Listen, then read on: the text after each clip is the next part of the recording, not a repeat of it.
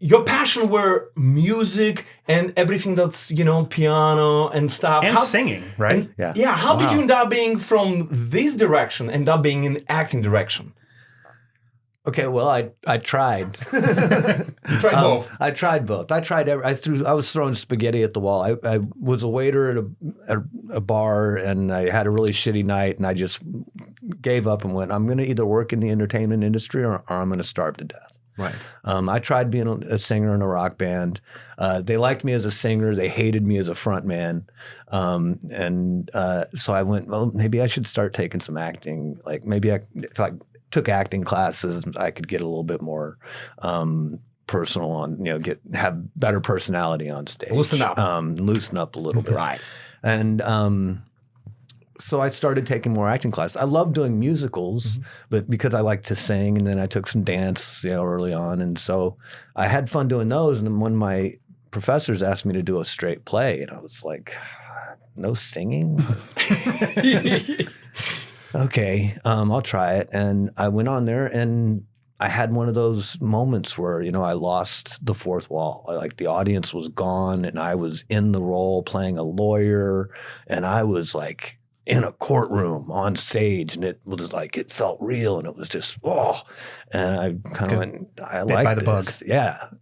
And it kind of took over. I started doing more of that, and changed my college major from music to a double major. So I was going to be theater and music. Is that true that you met your wife in the theater? Yeah.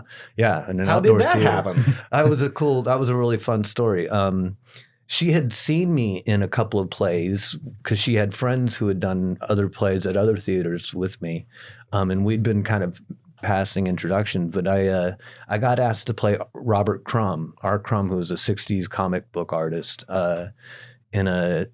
in a play at this theater called Hip Pocket Theater. It's an outdoor avant-garde. They hate it when we call it that, but it's an outdoor theater that does like Commedia dell'arte and Shakespeare and a lot of original plays.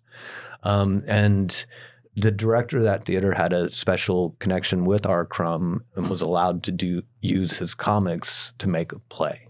And so I was going to play R. Crumb, and he asked me to, come watch the first show, which was a show called Cowtown, which is a musical about the creation of Fort Worth, Texas.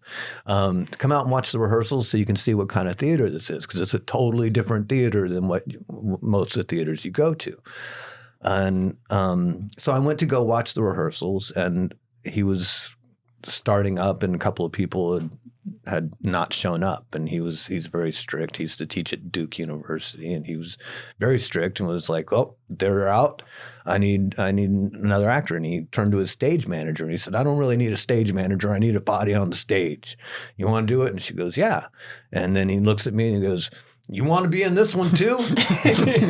And I went, "Sure." He said, "Come over here." And he grabs me and he puts me on stage, and he stands me and he grabs the girl and he puts her next to me, and he said, "Get down on your knees and look at him like you love him." And she did, and I went, "Hi." Hi, future wife. Hello, Ski. That's amazing. And we started dating, and 3 years later, I guess we got married. And then she went to law school, and that helped a lot. But yeah, it was. And then we worked at that theater for 6 years together. Wow. Just doing show after show after show, summer stock kind of stuff. If money would not be an issue, and let's say if theater and TV industry or filmmaking will have equal pay, would you, like, your soul, everything, would you dedicate your life to playing in the theater if money would not be an issue at all? Yeah, and that's the exact reason why I stopped doing theater. Right. Yeah, because there is no money in theater. Yeah, right. I was doing a play.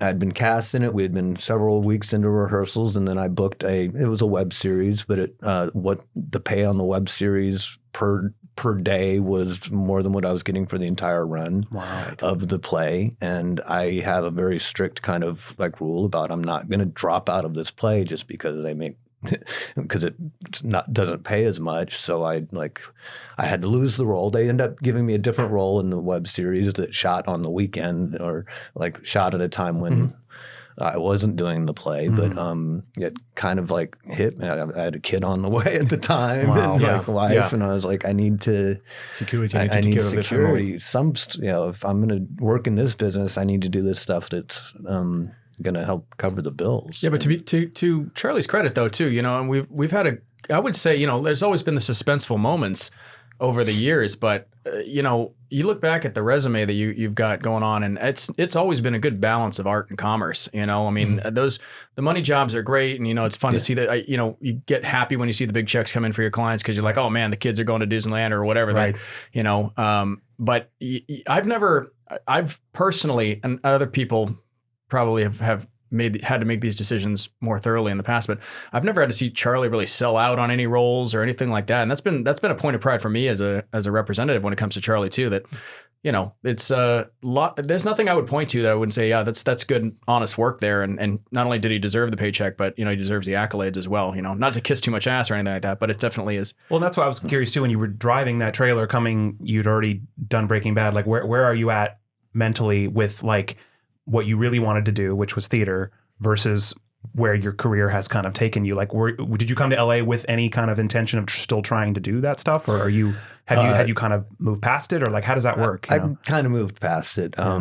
Once I started doing TV and films, I was like, well, this is where in Texas, where I was, the group that I was involved in, doing theater was the step you needed to take to get to the film and TV, and which film. is not a thing in LA really. Yeah. That's exactly what I was trying to say, because where I came from Konstantin Stanislavski, right? So theaters in Russia, it's Right. like same as in England and London, it's huge. Yeah. So you're not able to break in filmmaking industry unless you're going to be in theater. Yeah. And then when you have your resume, you have your headshots, you go to the audition, and the first fucking question they're going to ask you, which theater you came from and who is your coach.